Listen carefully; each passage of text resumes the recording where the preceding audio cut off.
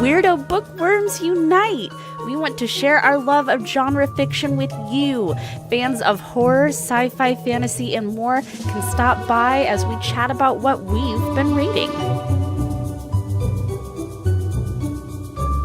Hello, everybody, and welcome back to Genre Junkies, the best book podcast that there ever is out there. Hi, Scott. Hi, Sandra. Hey. So tonight is Sci-Fi night. Yes, it is. I'm so excited. We're going to talk about a space opera here by a very prolific, very famous science fiction author. John Scalzi. This is actually the first book I've read by him. My first book by him, too, though I, of course, know who he was and has been aware of him for a long time. Yeah. Mm-hmm. This is The Collapsing Empire is the name of this book, and it's the first in what I believe is a new series or miniseries or trilogy or something. I think it's supposed to be a trilogy.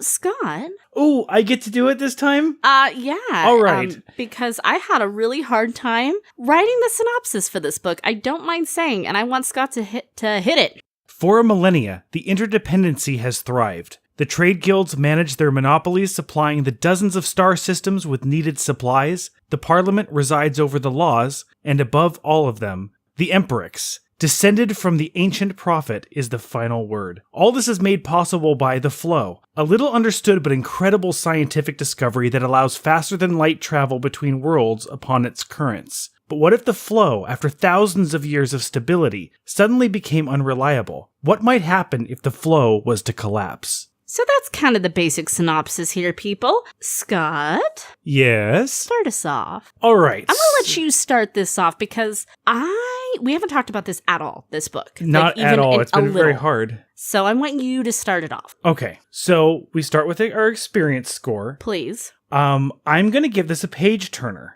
Okay. I will not be surprised if yours will be different, but I really enjoyed The Collapsing Empire. It's a quick read, and it has some really interesting characters. I became really invested in them. There's some weirdness here and there with some character choices, and a few ideas are explained on multiple occasions repetitively, but overall, I couldn't put it down.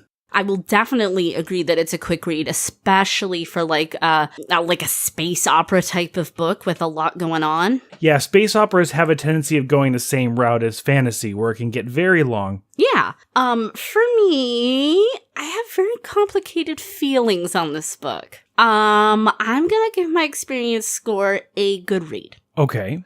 It was fun. It was enjoyable. But is it gonna stick with me long term? Is it really going to impress me when I look back at the multitudes of books I'm going to read this year? Probably not, but it didn't, offend me or anything either.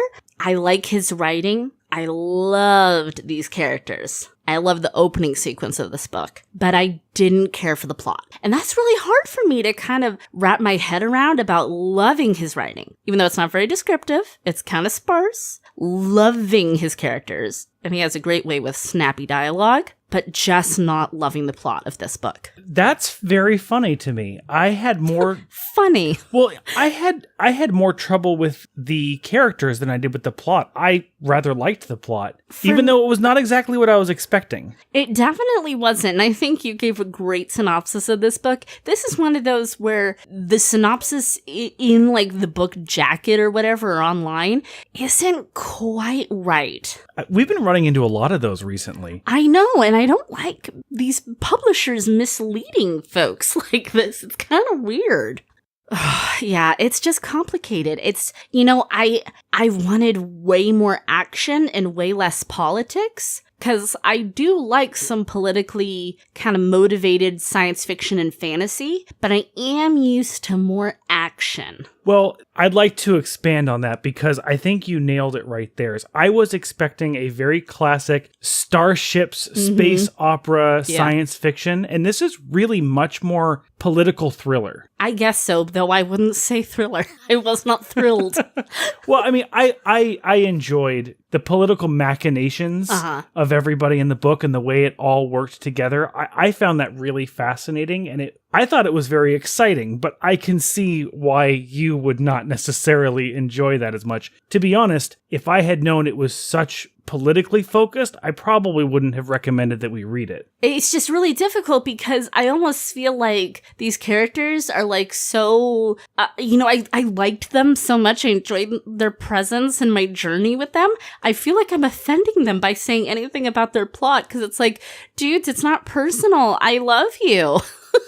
So yeah, clearly our experiences reading this book, just, we weren't quite on the same page, which is totally fine. And I have to wonder if some of my disappointment in the plot is because I read that synopsis and I expected something much more action-packed. I don't know, maybe. I think that might have had something to do with it. It definitely did not fit my idea of what the book was going to be at all. But I was able to get into it pretty quickly myself once I realized where this was really supposed to go. Sure. Now, what did you think of his writing style? Because as I kind of said, I do enjoy his writing style, though, of course, I would love a little bit more descriptive, fancy, flowery prose. I did like it. I like the way he writes characters. I like the way he writes dialogue. He is very funny. I laughed out loud a few times in this book. So what did you think of his writing style? I enjoyed it. I didn't love it. Scalzi's put up there as this huge, prolific author in science fiction. Absolutely. So I was really excited to read my first book by him. Mm-hmm. And there were some things about it that were, I agree, I laughed out loud. I thought that some of the characters were great. I thought the plot was very well constructed. But there's some things about his writing that, to me, this is a loaded word, but the best way I can describe it is lazy. Lazy? That's interesting. Well, he falls into a science fiction pet peeve of mine. Oh, what is that? The main technological hook, first of all, is fantastical and not based in science, but I can get around that. The flow, you mean? The flow, exactly. Uh-huh. But second, it's explained by a character in the book to the reader, breaking the fourth wall in a lecture-y sort of way. Oh, see, I loved that. See, I don't. Oh. And what I don't understand is there are other points in the book where he once again describes the flow. He describes how the flow works and what it does probably about 15 times in the book. Yeah. And that's all fine. And that's some of those were good ways to tell it. But the very first introduction you get is a fourth wall breaking monologue. And what's worse, because it's a fantastical scientific element, it's full of, but that's not exactly how it works. And, yeah. Well, no one really knows exactly what it does, or this is really a simplification. And while this book in particular, I am giving him a little bit of a pass on that because it actually pays off in the book. The fact that, yeah, actually, no one really does know exactly how it works. There is a payoff to that, but initially that was very disappointing. See, that's so funny because I loved the opening of this book. I loved it. I loved the whole opening. I loved the stuff, the action that was happening, the characters that were involved in it. I loved that breaking of the fourth wall. It gave me almost like a false sense of like, oh, this is how the whole book's gonna be. And then it's not quite like that. Well, I agree with that. I mean, I really did love the first chapter of the book overall. That was the most space opera part of the book. Oh, yeah. Is the very first chapter. Oh my gosh. No, totally. I do like the concept of the flow, though it is sort of a fantastical because it's a different, kind of like an alternate galaxy to us in a way. They mention Earth, but it's, obviously not, I don't know, not like heavily based in like real science or anything, but I liked the concept of the flow and what that means for humanity and how humanity interacts. The problem I have with the flow, though, is that I feel like without the flow, this story wouldn't even need to be science fiction. It wouldn't even need to be in the future. It could be a fantastical past. It could be even present. The flow could be an allegory for railroad tracks, ocean currents, even land bridges, and the story would still be successful. Mm-hmm. So I question whether this book really, while the idea is very strong, if it really had enough to classify it really and require it to be science fiction. Well, I mean, the fact is that he does set it in space, though. And I think that makes it exciting. There's also some cool kind of technologies in the book that really bumps up the sci-fi thing to me. Without getting too much into details, there's a place called the Memory Room, and that was a cool sci-fi concept I really enjoyed. I mean, I think putting it out in space made it more exciting for me than if it were just a fantasy. I mean, I can see what you're saying, but I can very vividly think of how this would be an excellent fantasy book. But a lot of space operas do kind of sometimes feel like fantasy, don't they? Yes, they do. No, and I agree. And this isn't really, I should clarify, in some respects what I'm saying is actually a compliment. The emotional resonance and the relevance of the plot, the fact that it can be moved to any time actually speaks very well for it. I agree. I definitely agree with that. Should we talk a little bit about characters for people so they can kind of get to know these folks? I would love to talk about characters because I'm really interested to hear what you have to say about some of them. Uh-huh. One of them in particular, I really am very curious about. So my favorite character to read about in this book is the character of Cardinia, who finds herself the new emperor. Is that how we're saying it? Emperix. Emperix of the Interdependancy. And when you're the Emperix, you're not only like the reigning monarch, but you're also like the head of the church. It comes with a lot of responsibility. And she wasn't like groomed her whole life for this role. And I absolutely loved her. I loved her honesty. I loved her sense of morality and justice. I loved her humor. She's probably my favorite character to read. I would be so happy just to even keep reading about her. I totally agree with you. She is a very strong and grounded female character. She grew up in nobility, but without any expectation of becoming the Emperix like she did. She's kind of a bastard child, which there really isn't that much of a stigma at this point in the future about that, but she was not supposed to... She wasn't groomed for it. Yeah. And suddenly, about a year before she became Emperix, found out, well, actually she's kind of she's the next one up. Right after her father passes away. So yeah, I'm glad we agree on her. She was a lot of fun. Mars or Marcy? In my head, it's Mars. We'll go with Mars. He's a flow physicist. I found him quite funny. I did like him. Like I said, I like the characters in this book. I like how he's a little bit of fish out of water with some of these characters. He's from a part of the Interdependancy that he's kind of a hick. He's kind of a bumpkin, even though he's a brilliant physicist. And I liked that sort of fish out of water, kind of awkward thing he's got going on. And he's very funny, too. The two characters I wanted to read the most about was Cardinia and Mars, because I like them both. They're both very sardonic, and they're witty and quick. They're both very up to the challenges that come ahead of them, but they're both very human. Oh, yeah. I really like Mars as a character. He's fun to follow. He is fun. He's no Cardinia, but I liked him. I was glad he was there because I feel he rounds out our three leads very well. Because our last lead, really to speak about, is Kiva Lagos. And this is who I really want to hear what you think about her. Okay.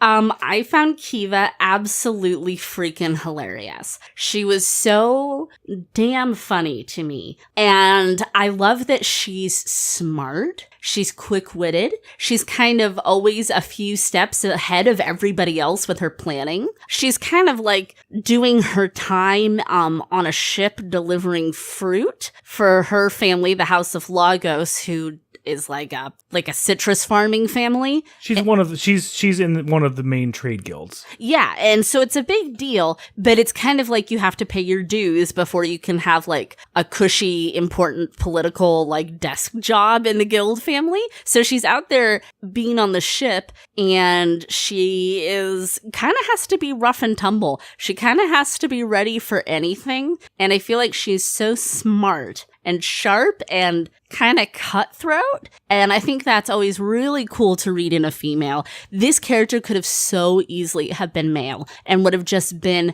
that swaggery cowboy in space archetype that I get really sick of.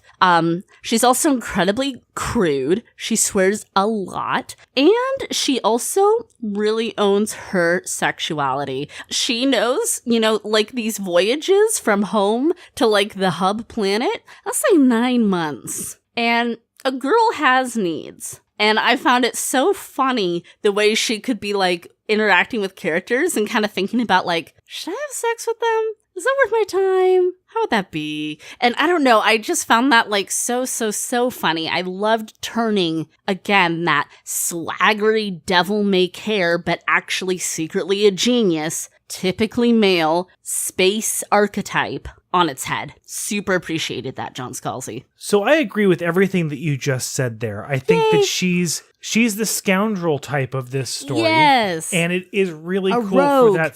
for the rogue. Yes. It's really cool for that character to be portrayed as a woman. And it's very empowering. Oh, I also like that though it's empowering and all that good stuff, it's not weird. Like, nobody thinks it's weird that that's who she is. There's like a lot of equality since this is a matriarchal society. I do appreciate that. Yeah. The fact that there's very few things that are taboo in this world. Yes. You want to have sex with somebody? Cool. You're gay, straight. We've got whatever. sex guilds. It doesn't matter. It's like, it's not a big deal. We're just kind of all doing our own thing. There's not a whole lot of judgment there. I really do like that. There are not a lot of hang-ups in the Interdependency. I appreciate it. As I've said before, I'm always a little uncomfortable with male authors writing sexually promiscuous females. Not because... It's because I never know what to feel about them, because I don't have that experience myself. I have the privilege of being a white cis male, so I don't have that frame of reference to understand if this is a fair representation or not. I think that's very kind of you and very responsible of you to say. I will say that I'm super happy he wrote this character because there's not judgments or anything weird on her. She has her own agency. She has her confidence. She's unapologetically who she is. And then I think especially he gets even more bonus points because, as we've said a couple times now, this archetype is so typically male and so typically overdone that it's like, thank you, John, for letting the woman be this interesting character this time. All right, cool. So, want to talk about appeal before we take a little spoiler break? Let's do it. So, appeal for me is a little difficult to say. I don't know why. I feel like this is a negative connotation saying this appeal for this book, but I'm going to give it niche. I am. I think that from what I gather, a lot of John Scalzi's books are not niche, and that's great, and I want to read more of them. But at this point, I'm not super sure how jazzed I am going to be to finish this series. I'm really committed to these characters, so I don't think I can just drop it. But I don't think it's going to be like one of those where I'm like, oh my god, I have to get my hands on it. And I can see a lot of other readers feeling the same way. So I feel fair putting it in the niche category. I don't think that calling a book niche is a negative connotation. I know, it just sometimes feels like it. I know, it just means that for people who are not really into science fiction, it might not be their thing. And in this case, I agree with you. I do think that this is a niche book. The thing about it is it's even narrower than I had anticipated, though, because it's not just a space opera, which is a polarizing genre in and of itself. More than that, it's like I said, secretly a political thriller, or maybe not so thrilling as you said. Sorry. I mean, in my opinion, it's done really well, and it has really relevant overtones to even current day events. I can see it turning off a lot of people. So I think niche is the perfect thing for this book. Oh my gosh, that's so awesome that we agree, even though we kind of had a different experience with this book. So, all right, we're going to take our little spoiler break, as we always do, and come back and talk in a little bit more detail. Enjoying the show? please like and subscribe on iTunes. You can find us on Twitter and Instagram at Genre Junkies. And don't forget to visit the website, genrejunkies.com.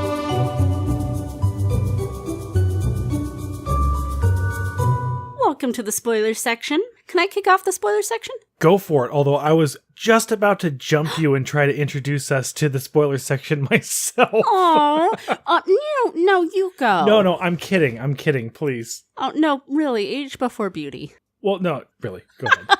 Fine, What I okay. meant is I was literally just about to say, welcome back, it's the spoiler section, and just like jump over you on We're that. going to use that, and we're going to let you do that another time. Yeah, okay. Next time we do sci-fi then. So the way I wanted to start this off was talking about another group of characters that I decided might be too spoilery to talk about at the beginning, and that is the noble clan of the No-Ham-Apatans. No, is that how? Yes, that is... No-Ham-Apatan. I just, when I was reading it, I just read it as the ends, like those guys, but... And I yeah, was calling them the No-Hapatians. Yeah. I don't know.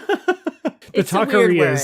Yeah. They were super interesting. They're a weird little group of two brothers and one sister, and they are very enterprising. They want to be king, queen, they want to rule it all, they want all the power, they want to do all the things. But they're not idiots. They're very smart. And they end up, like, having this actually huge plot stuff attached to them.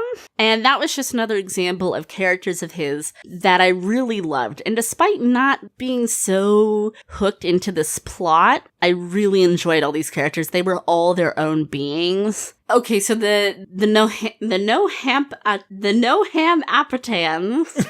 Oh my god, it's so funny. This is one of those words I just cannot say. Was it in the troop? It was the Euclids, like we couldn't say? Now it's like this. These damn people. Anyway, Grenny? Allegedly Grenny. He was particularly hilarious, and they're all sociopaths. But he had some especially laugh out loud moments for me, whoever the hell he is. What did you think of the No-Ham-Apatans? Pretty early on in the book, once I read about all three of the No-Ham-Apatans, I have specific real-life people in mind for these characters. Wow. And it's the Trump children. Oh my god. I 100%, I just visualized them as the Trump children the entire time. And see, I visualize them actually as people of color. So that's why it's even, like, doubly funny in my mind. I mean, you have the chess master, the one who's moving all the pieces around and the brains of the operation in the daughter. I can't remember her name. You have Starts with an N. I know. You have the salesman who's... He's not the smartest tool in the shed, but he means well. Is that Amit? That's Amit. He doesn't mean well, though. He means for himself. Well, yeah, he doesn't really mean well. And then he tries. He tries hard. And I guess. And then you have Grenny, who's kind of just the strong man, if you will. He's a creep. He's the natural front man. He's the face. And I don't know. It fit that so well to me. I'd really love to hear if all of the similarities I find to current day actually do have a part in this book or not. Because I really saw a lot of similarities. Did you read his acknowledgments at the end? I did not. Oh, he talks about... I just finished the book. So. Okay. He talks about how he's writing this during the 2016 U.S. presidential campaign. So it is very possible that is exactly who he had in mind. Yeah, I think it might be, and I think it's even more relevant now after all of that. Let's see. So we kind of talked about how, a little bit in the beginning, how the plot didn't super work for me. Kind of knowing everything we do about the plot, what about that worked for you? Because I had such a hard time for me. Well, for me, there was two things. There was the interest that I had in Cardinia and in her, and my investment in her rise as Emperix. Yeah, totally. And the second thing is the rest of the book almost unfolds like a procedural drama. Yeah, okay, you know what? That's hilarious because I think of it like an episode of Murder, She Wrote. Especially when Gardenia and Mars are like, telling the council, and then they're like, and then this happens, and then that happens, and it's just like so like diagnosis murder she wrote. Now, see, I was thinking more Law and Order, but I think that okay, fine. I love both of those things, so okay, yeah, I'll get with you on that. I know that you don't mean them as positively as I would. I love those things for a nostalgic way, but I don't totally mean it positively now. So the political thriller aspect of it, I really enjoyed. No, okay, Scott, let's get real for a minute, though. Did you really care about the fruit? There was so much about the blight on the fruit, and it's like, it got so boring to me. I'm an Excel junkie and a former business major, so yes, I actually really loved hearing about all of that. I'm eye-rolling. I could not get excited about that. I could not even get excited about some of the scheming and stuff that was going on. I couldn't get excited about the people on End having a revolution. I couldn't get excited about so much stuff in this plot. I have a particular set of interests, and this one just kind of tickled a lot of them. That's hilarious. Okay, I will totally give you that. It's different strokes for different folks. I loved the concept of the memory room. I loved the conversations that Cardenia, aka Greyland II, had with her father and Richella and other people who had gone before. I loved that, where they're kind of like, they're constantly updating this room, so this incredibly advanced scientific software can allow you to have conversations with people from the past and kind of advise you and give you insights and truths to this world they built. I thought that was super cool. I like the idea of the main character in power automatically having access to all known information in the universe. It kind of cuts out a lot of weird exposition. It actually creates an excuse to give even more exposition, in my opinion. Well, yeah, but not in a weird way. But not in a weird way. But more importantly, a lot of books, they rely on the ignorance of a main character in order to progress the plot. Mm-hmm. And this does not have that to fall upon. There's definitely information and scientific discoveries that happen in the book. For example, her finally being confirmed to her that yes, the flow is collapsing. But anything that any of the previous Emperixes knew, she knew. She has access to. It's not she's really learning as she goes. Yeah, she has to learn some of the niceties, but at the end of the day, there's not information being kept from her. Yeah. And that's not a plot point, and that's very refreshing to me. Well, and you can kind of, obviously Mars fills in a lot of gaps. I love how her and Mars, they're kind of headed towards a romantic thing. I thought that was really cute. I thought their romance was really organic and really,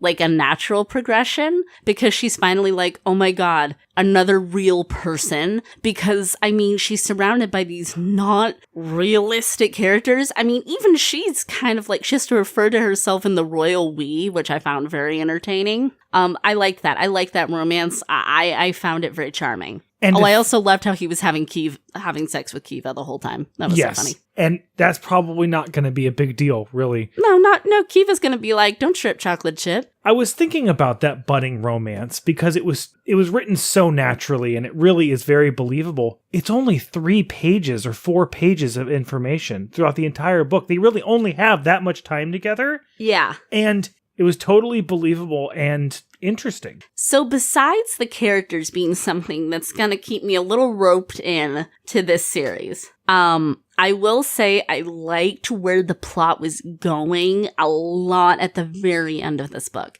because now it's like, holy smokes, this, system we've built up for like a millennia, is going to now radically change, because we're going to be losing the interdependency part, and none of the planets except for N are at all sustainable on their own. And that's very exciting, kind of this hubris of mankind, that they let it get to this point where it can so easily all fall apart. I find that very exciting as a jump-off point. I agree. I think the second book is going to be a lot different and possibly more exciting than the first. I think the ending has a better chance of bringing you into the second book than you were from the first book. I mean, just as long as we don't talk about embargoes on fruit and a whole lot of embezzling, I think I'm going to be really happy. I think there will be trade embargoes. I think there will be trade disputes. One of my favorite plot points in the book revolved around Kiva and the whole thing with the guy that was there to kill Mars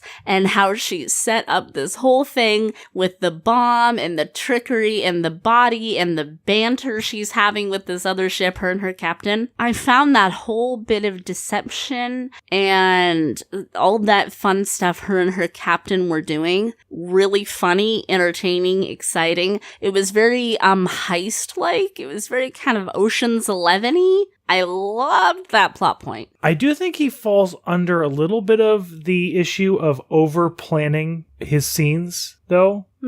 Maybe so. Like, there's kind of something that happens when you start at the end and work your way back and kind of create this perfect plan, and then you say, okay, I've got to throw in this little issue and this little issue, but sometimes things work out a little bit too perfectly, and even when it works out imperfectly, it works out perfectly imperfect. You know what I mean? Maybe so, but I kind of find that more indicative of his really clever writing. Like, it's not like a complaint for me. Well, and I definitely think I need to read at least one more Scalzi book, and I plan to. I wonder if this book is a good example of his typical writing style, or if this is kind of a side anomaly. I'd be really curious to see if this is really what most of his books are like. Well, maybe some of our listeners can weigh in on that and leave us some comments on like social media or whatnot and let us know about that if you're John Scalzi fans or if you hate John Scalzi or whatever the case may be. Any closing thoughts, Scott, before we get to our final score? No, let's give it our execution scores. So our execution score,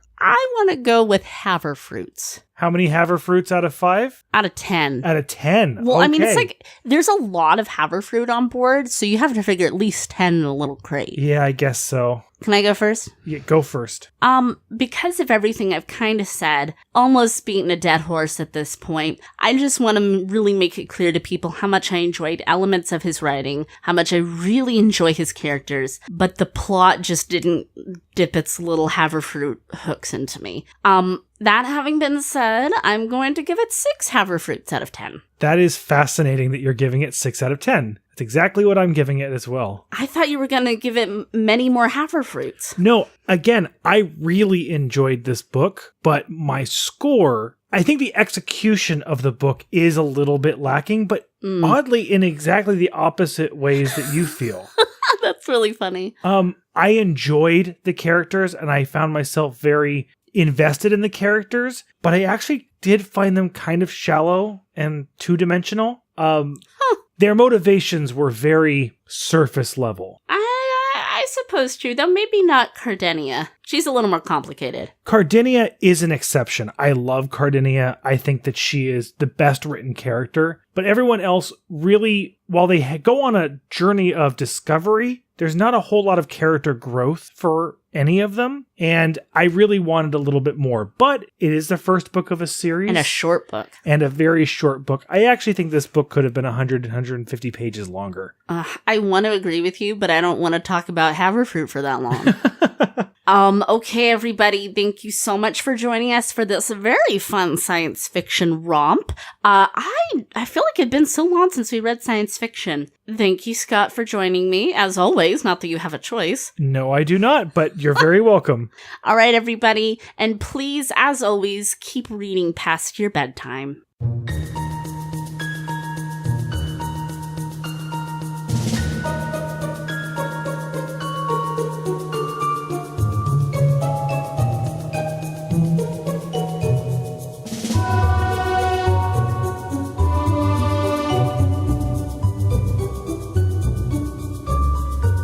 So besides the characters being something that's going to keep me, at least tangentially, am I saying that word right? Tangentially.